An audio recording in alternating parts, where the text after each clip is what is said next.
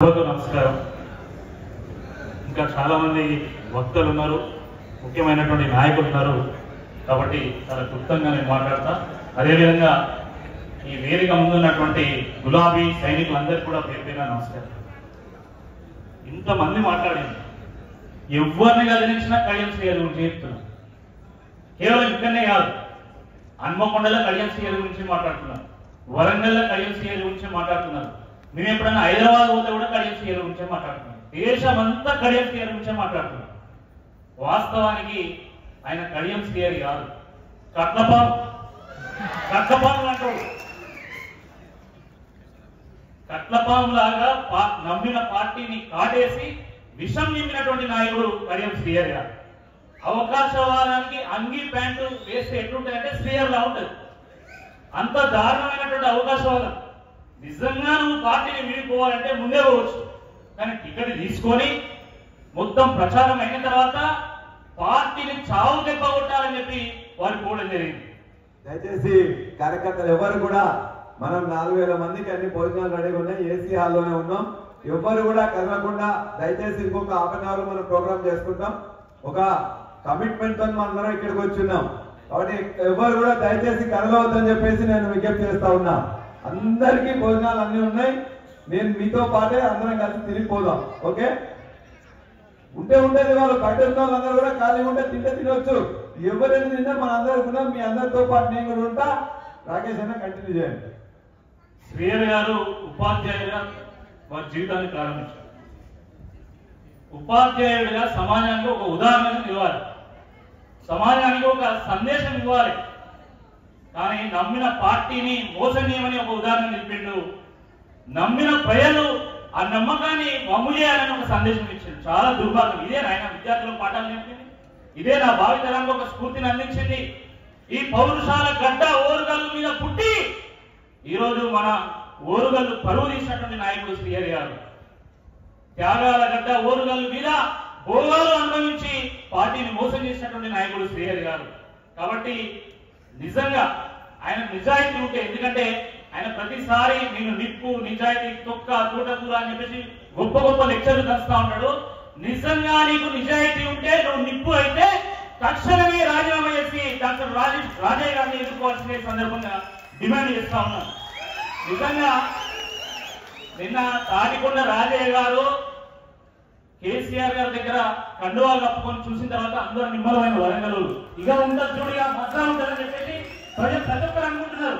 ఎప్పుడెప్పుడు తాటికొండ రాజయ్య గారు డబ్బేసుకొని ఓరుగల్లు గంజలు ఇస్తారని చెప్పి ప్రతి ఒక్కరు ఎదురుస్తూ ఉన్నారు.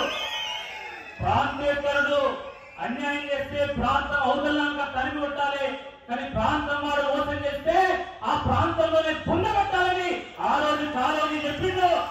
ఈ రోజు శ్రీహరి గారు సొంత పార్టీని మోసం చేసింది కాబట్టి గణపురంలోనే పుండగట్టాలి, గణపురం నుంచి ఆ పత్రం స్టార్ట్ కావాలని చెప్పి సందర్భంగా నేను విజ్ఞప్తి చేస్తున్నా.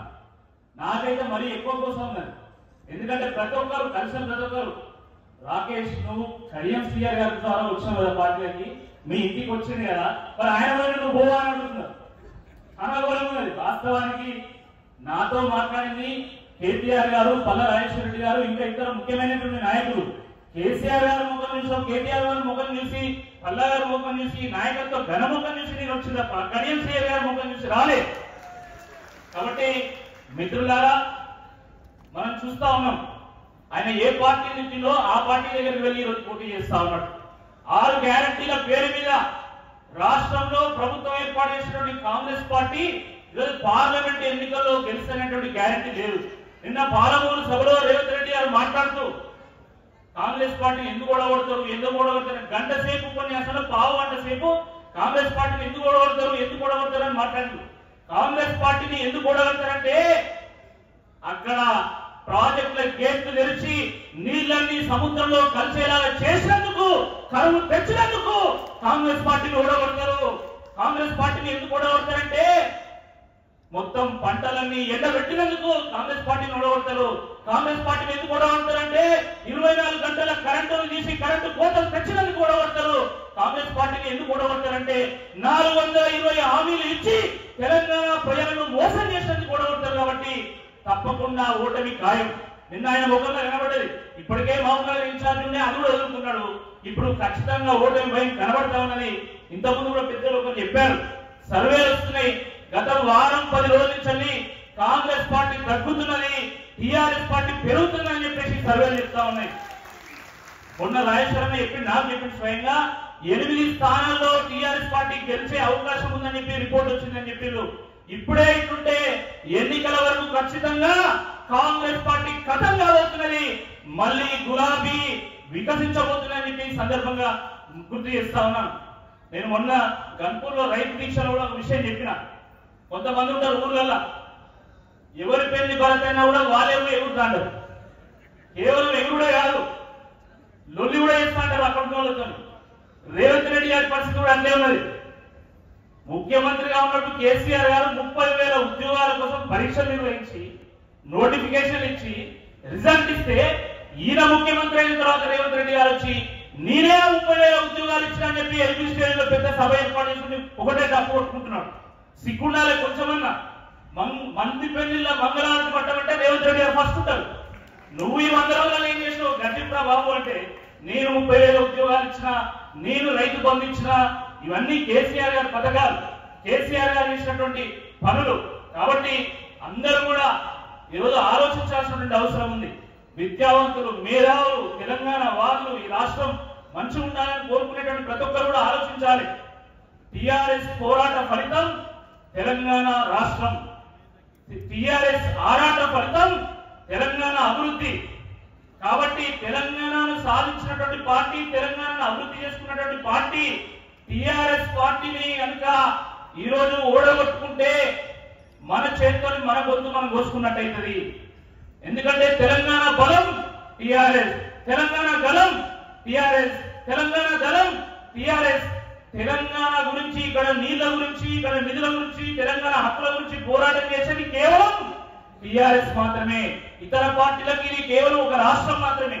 కానీ టిఆర్ఎస్ కి ఇదే సర్వస్వం. టిఆర్ఎస్ కార్యకర్తలకు తెలంగాణనే సర్వస్వం, తెలంగాణ అభివృద్ధి సర్వస్వం. కాబట్టి ఈరోజు ఆ పార్టీని కాపాడుకోవాల్సినటువంటి బాధ్యత కేవలం ఈ కార్యకర్తలకు మాత్రమే లేదు, సమాజం మీద ఉంది. ఎందుకంటే కాంగ్రెస్ పార్టీ మీద చూడండి, ఈరోజు టిఆర్ఎస్ కి మొత్తం 39 మంది ఎమ్మెల్యేలు ఉండే, ఒక అమ్మాయి చనిపోయింది, 38 మంది. కానీ దేశంలో ఈరోజు 38 మంది ఎంపీలు కూడా గెలిచేటువంటి పరిస్థితి లేదు కాంగ్రెస్ పార్టీ. ఇది వాస్తవం. మీరు చూడండి ఎన్నికల తర్వాత అలాంటి పార్టీ ఢిల్లీలో ఏం మాట్లాడుతుంది, తెలంగాణ గురించి ఏం మాట్లాడుతుంది. ఢిల్లీలో తెలంగాణ గురించి కొట్టాలంటే అది ఒక్కరున్నా, ఇద్దరున్నా, 5 ఉన్నా, 10 మంది ఉన్నా, అది కేవలం టిఆర్ఎస్ తో మాత్రమే సాధ్యం. కాబట్టి అత్యధిక మంది టిఆర్ఎస్ ఎంపీలను గెలిపించాల్సినటువంటి బాధ్యత మనందరి మీద ఉంది. సుధీర్ కుమార్ గారు మొన్న నాకు గన్పూర్ లో పరిచయం అయ్యారు. మంచి సౌమ్యులు, విద్యావంతులు, చాలా మందికి వారి గురించి తెలియదు. ఒక డాక్టర్, ఒక మంచి ప్రొఫెషనల్, వారి వైఫ్ డాక్టర్, వాళ్ళ ఇంట్లో చాలా మంది డాక్టర్లు ఉన్నారు.